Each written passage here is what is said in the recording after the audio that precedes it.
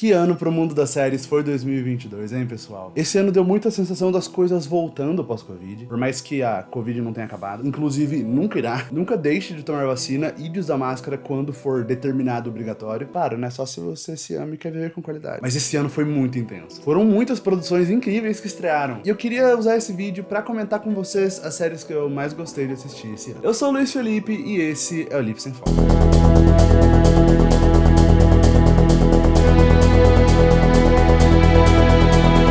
Pessoal, antes da gente começar, eu quero explicar o intuito dessa lista. Eu não sou Isabela Boscov, tanto em relevância quanto em quantidade de coisas que eu assisto. Sério, eu já vi ela dizer que ela obrigatoriamente assiste 7 horas de conteúdo todos os dias. Uau! Mas bom, tem muita coisa que eu não vi desse ano. Afinal, nem tudo que a gente vê é lançamento, então tem uma chance muito grande de eu deixar grandes produções de fora, pelo motivo de não ter visto. Como a última temporada de Better Call Saul, a última de Ozark, a nova de Succession, sei lá, 1899. Eu não vi nenhuma dessas e tantas outras ainda. Dahmer eu não vi porque, sei lá, né, limites. E bom, além disso, nessa listinha vai ter animação no meio, fechou? Em 10º lugar, A Lenda de Vox Machina. Eu gravei um vídeo sobre essa animação há muito tempo que ainda não saiu, mas um dia vai. Mas ela é uma série lá do comecinho do ano, que adapta a mesa de RPG do Critical Role. Os maiores rostos sobre Dungeons and Dragons, né, RPG de mesa que existem, eu diria, hoje em dia. Então, só por ser a adaptação de um RPG de mesa criado ao vivo entre amigos, já acho que deve ser visto e merece atenção. Mas caso você não se interesse por RPG, ainda assim é uma ótima animação. Extremamente divertida, com uma boa história, que acompanha este grupo de amigos aventureiros em Tal'Dorei, um tipo de Terra-média, que até o começo da história não passam de desajustados com muito poder na mão, e ao longo da aventura se tornarão de fato heróis. É uma premissa um pouco normal, mas ver como o protagonismo é volátil, como nenhum personagem é mais importante do que o outro de fato, como uma herança de RPGs de mesa, é algo fresco e muito interessante de se ver. E além de ser uma boa série, se você gosta de RPG, é um crime você ainda não ter assistido Vox Machina. E se você tem curiosidade de saber por que os nerds gostam tanto de sentarem todos juntos em volta de uma mesa, rolando dados e contando em conjunto uma historinha imaginária, essa série é uma ótima porta de entrada para entender o que se passa na cabeça dessas pessoas. We've discovered that the monster is none other than a blue dragon. We know. Em 9º lugar, Mulher Hulk. Esse ano foi bem difícil pra mim acompanhar tudo que saiu da Marvel, porque foi muita coisa atropelada, muito uma coisa uma atrás da outra. E Mulher Hulk foi um respiro tão bom, tão diferente. Mulher Hulk é a história da Jennifer Walters, prima do Bruce Banner, que após um acidente com seu primo, se tornou uma Hulk assim como ele. Mas diferente dele, ela sabe lidar com os poderes de forma muito mais controlada, já que mulheres são treinadas ao longo da vida toda para saberem lidar melhor com raiva do que os homens, né? E mesmo sendo Hulk, ela continua sendo advogada, e se torna uma advogada de super-heróis. Parte da série é sobre ela se entender como Hulk, se tornando uma celebridade contra a vontade dela, tendo autoestima para conhecer pessoas, e a outra parte é meio série de herói e meio série de advogado, o que faz o formato de seriado ser perfeito para a Mulher Hulk, com episódios cheios de quebra da quarta parede que são muito engraçados. Afinal, a Tatiana Maslany é um poço de carisma. É engraçado como Mulher Hulk é uma série que se justifica muito bem como série. E eu sei que isso é o mínimo do mínimo, mas a maioria das séries da Marvel do Disney Plus não se justificam como série, não. Quase todas as obras seriam objetivamente melhores se você cortasse os episódios 3 e 4, condensasse algumas coisas e transformasse num filme. Cavaleiro da Lua. Então parabéns, Mulher Hulk, pelo básico, pelo além do esperado e por deixar nerd incel pistola na internet. Gostoso demais.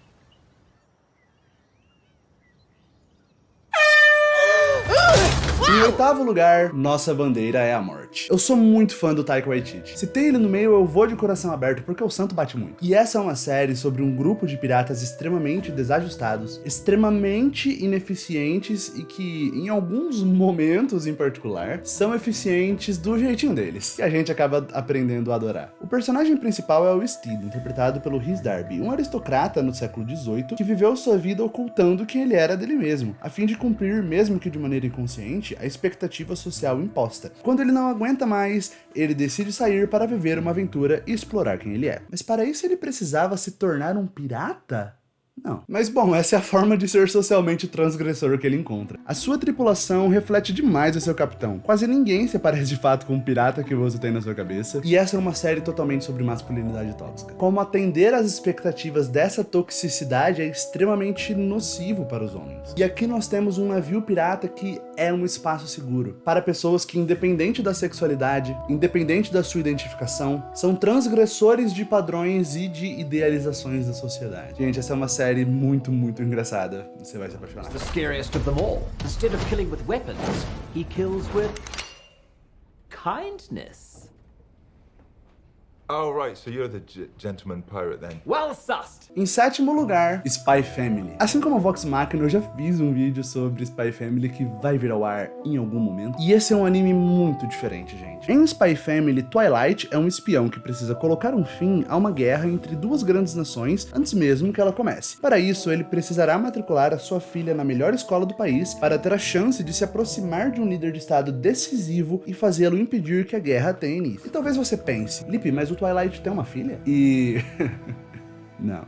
É claro que ele não tem. Como espião, ter uma família é algo que o Twilight já abriu mão há muito tempo. Mas pela missão, ele adota a Anya, a criança mais fofa da história do planeta que faz todo mundo querer ser pai ou mãe. Após adotá-la, ele também precisa de uma esposa para apresentá-la como a mãe da criança, né? Senão eles não terão chances de conseguir que ela seja matriculada nessa escola de elite. Não, uma escola que preza pelos bons costumes e família de bem. E é nesse ponto que a vida faz o Twilight e a Yor se trombarem. Justo no momento em que a Yor precisava conseguir um namorado de última hora para acompanhá-lo na festa de aniversário de suas amigas bem tóxicas, mas que não aceitavam por Yor ainda estar solteira. Assim, Twilight consegue construir a família que ele precisava a fim de cumprir a sua missão. Porém, o que o Twilight não sabe, vocês estão preparados, é que a Yor é uma assassina de aluguel e que a Anya...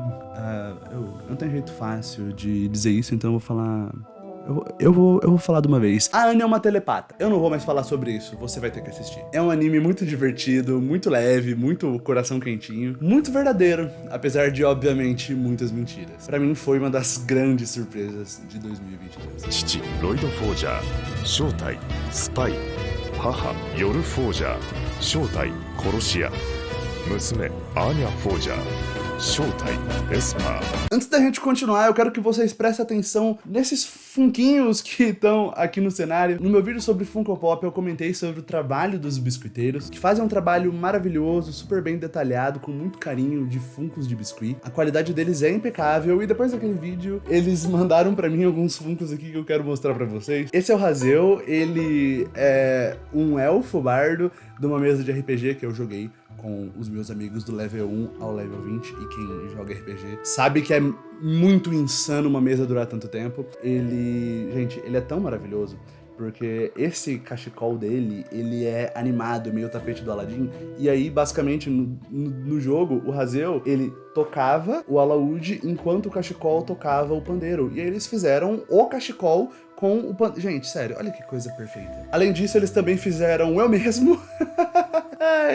Então, esse sou eu, gente. Não sei se no zoom vou conseguir dar zoom bastante pra vocês verem aqui. Lip sem foco na canequinha, a minha tatuagem do antebraço, o coquinho. Ai, gente, insuportável. Sério, insuportável. E além disso, eles também fizeram um Hollow Knightzinho. Olha o nenê. Ai, meu Deus do céu. Olha que bebezinho. A agenda deles já tá fechada pra 2022, beleza? Até porque, bom, esse ano literalmente já tá muito no fim. Mas você já pode chamar eles no Instagram, @biscoiteiros. Eu vou deixar o link na descrição desse vídeo e já fazer uma encomenda pro começo do ano que vem, beleza? Em sexto lugar, Heartstopper. Essa série maravilhosa foi um fenômeno quando ela saiu e, bom, continua sendo. Ela conta a história de Charlie e Nick, dois adolescentes que estão na época do colégio, conhecendo a sua sexualidade, descobrindo seu lugar no mundo. E enquanto Nick se considera hétero, Charlie é gay e já se assumiu há tempo bastante para ser conhecido como o gay da escola. É muito engraçado essa coisa de escola que, né, sempre tem alguém que todo mundo fica sabendo que é LGBT e o resto da escola encara com muita naturalidade a ideia de que existe um gay na escola toda. Só aquele. É bizarro. Mas essa é uma série sobre descoberta. E o mais importante e mais interessante é uma série de drama adolescente super leve, super tranquilo de assistir, sobre um casal LGBT. É estranho que isso ainda é uma coisa meio fresca, sabe? A gente vê obras com LGBT simplesmente existindo. Enquanto sempre houve centenas e milhares de comédias românticas, clichês de casais heterossexual, tudo igual, todo o mesmo filme, era muito comum obras de casais LGBT se resumirem a sofrimento. Casais que no final nunca conseguiam ficar juntos. Sempre alguém morre. Inclusive, isso é comum ao ponto de existir um termo pra isso que se chama Bury Your Gays. Literalmente, queime as suas gays, né? Mas além de necessária, Heartstopper também é uma série maravilhosa de assistir, com um roteiro muito gostoso, muito coração quentinho. Vale muito a pena. Em quinto lugar, e bom, a partir de agora vem polêmica, House of the Dragon. Eu não tava afim de ver essa série. Pra mim, o gosto amargo na boca do final de Game of Thrones não passou, mas seria um absurdo eu não reconhecer o quão bom essa série é. Em Casa do Dragão, nós acompanhamos a família Targaryen quando eles reinavam em Westeros. A escolha do momento serve para preparar o terreno para a eventual guerra entre os Targaryen, que levará a família da antiga Valíria à ruína, a famosa Dança dos Dragões. Curioso que a expectativa frustrada ao ver Game of Thrones deixar de ser Game of Thrones na reta final foi a mesma expectativa que eu vi as pessoas que não gostaram da série nutrindo. Ué, House of the Dragon não é Game of Thrones. E assim, que bom. House of the Dragon é outra obra. Essa é uma série de intriga familiar. É um caso de família chique no universo medieval onde dragões existem. E isso faz com que tudo pareça picuinha de rico, porque, bom, é isso mesmo que ela é. Em termos de politicagem, não é tão interessante quanto Game of Thrones era. Mas aqui, a relação de família entre os personagens e como esses laços correm riscos, como esses laços muitas vezes são as únicas coisas que impõem e colocam limite.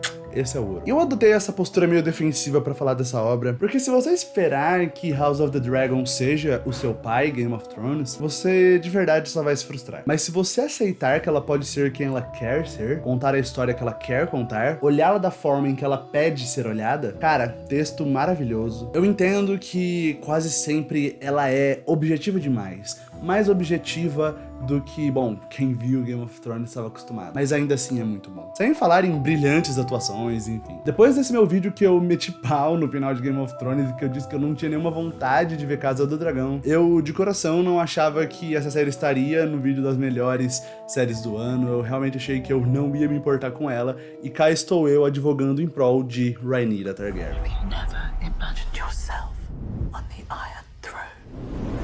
Em quarto lugar, Os Anéis de Poder. Voltar para a Terra-média de Tolkien sempre é voltar para um lugar de carinho muito grande. Mesmo quando a única nova porta de entrada seja a trilogia do Hobbit. Filmes bem ruins, mas que bom, é a Terra-média, né? É aconchegante. Mas o que eu não imaginava era como voltar para a Terra-média poderia ser fenomenal. Anéis de Poder volta para a Segunda Era para nos mostrar tudo o que levou ao surgimento dos Anéis. A série quer nos levar até o embate contra Sauron, que acontece no prólogo do primeiro filme de Senhor dos Anéis. Se você quiser um resumo rápido de Senhor dos Anéis, só assista ao prólogo da Sociedade do Anel de novo. Aqui a gente acompanha vários personagens que cada um, à sua maneira, se relaciona com o bem e mal. Alguns muito distantes e mais bem definidos, como o Arondir, o primeiro elfo negro na mitologia do Tolkien. Alguns que flertam com o mal mesmo sem perceber, a fim de cumprir o seu objetivo pessoal, mascarado de objetivo coletivo, como a brilhante e incrível Galadriel, enquanto outros que batem de frente com o perigo e com o desconhecido sem medo, pela falta de noção das suas ações, totalmente blindada pela inocência,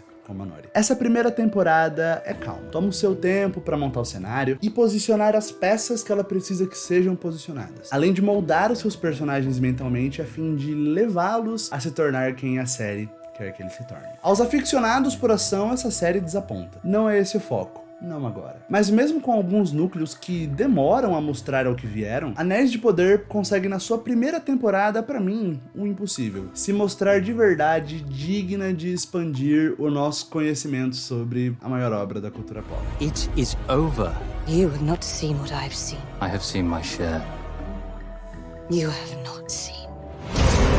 Antes do nosso top 3, eu já posso pedir pra você deixar o like e se inscrever no canal. Isso ajuda muito eu continuar produzindo os vídeos por aqui, beleza? Em terceiro lugar, abrindo o nosso pódio, é com muita felicidade, gente, de verdade, é com muita alegria. Como é possível? Quem deixou o Andor ser tão bom assim? Andor conta a história do Cassian Andor, que a gente conheceu como um dos rebeldes na missão de conseguir as informações de como destruir a Estrela da Morte lá em Rogue One, que por sua vez é uma prequel do episódio 4 de Star Wars, totalmente baseada em cima de uma linha de texto do letreiro da abertura. Cara, depois de tanto fiasco, depois de tanta coisa medíocre, ofensiva no universo de Star Wars, esse ano em particular, sabe, as séries do Boba Fett e do Obi-Wan, como pode? Quem deixou? Eu não conseguia acreditar na internet quando eu via no Twitter semana a semana todo mundo falando como Andor era cada vez uma série melhor, o quão tava bom. E não apenas é a melhor série do Disney Plus, você tá dizendo que Andor é simplesmente muito superior a Mandaloriano, mas com certeza, são séries bem diferentes, são propostas muito diferentes. Mandaloriano não deixa de ser muito bom, mas é que, gente, Andor é uma revolução. Eu vou fazer vídeo sobre. Essa série merece que eu dedique um vídeo completo só pra ela. Até por isso que eu tô sendo vago demais aqui. Mas Andor é a obra que, pra mim, mais entendeu o que Star Wars é até hoje. Ela é uma obra nesse universo que tira os excessos, que tira os elementos reconhecíveis, sabe? De luz, força, Jedi, Sith,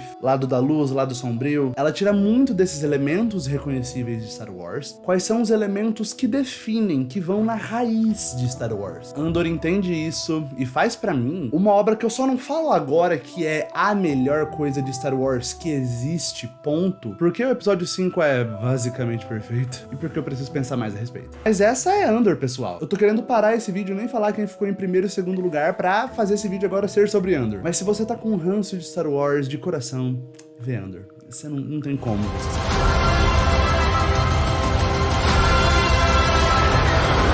Segundo lugar, Sandman. Quanto tempo de espera pela adaptação daquela que é dita por muitos a melhor obra do Neil Gaiman, hein? Sandman conta a história de Morpheus, um eterno como a obra o referencia, algo maior do que a ideia que temos de deuses, por exemplo. Uma ideia personificada e que cuida do reino do sonhar, fazendo a sua parte na manutenção da humanidade, garantindo que todas as pessoas adormeçam, sonhem e acordem. O Neil Gaiman, pra mim, é um grande mestre na hora de trabalhar esse tipo de conceito, pegando algo extremamente abstrato, personificando, dando personalidade, dando medos, dando vontade, dando inseguranças e dando mais ou menos propósito. Afinal, é lógico que propósito é uma coisa que o Morpheus vai ter que encontrar ao longo da jornada dele pela série. Essa obra navega por temas bem complexos, lidando com eles com criatividade de sobra. E o próprio uso do Morpheus é muito inteligente, pois por ele ser um personagem com um poder tão além, ele literalmente é a personificação do sonho, em muitos momentos o Morpheus some de cena. Existem personagens secundários que se tornam protagonista de um episódio, ou 2 ou 3, de modo em que em alguns arcos o Morpheus apareça só em momentos-chave, sendo um observador que principalmente testemunha e só intervém quando realmente é necessário. A falta da linearidade ou do senso de linearidade eu entendo que pode desagradar muitas pessoas, como eu sei que desagradou, mas isso pra mim é parte do charme. Horas, tem um episódio que é praticamente um média-metragem, que só lá no final tem a intervenção do Morpheus, batendo de frente com um vilão que foi estabelecido ao longo dos outros episódios, mas cara, a história do episódio em si é sobre um grupo de personagens que são todos apresentados naquele episódio e que não vão reaparecer. O Neil Gaiman consegue muito rapidamente apresentar um núcleo de 6 personagens extremamente complexos e críveis, todos com conflitos internos e relacionáveis, de modo que outro personagem dentre esses 6 intensifique o conflito de um deles e outro personagem ofereça para esse o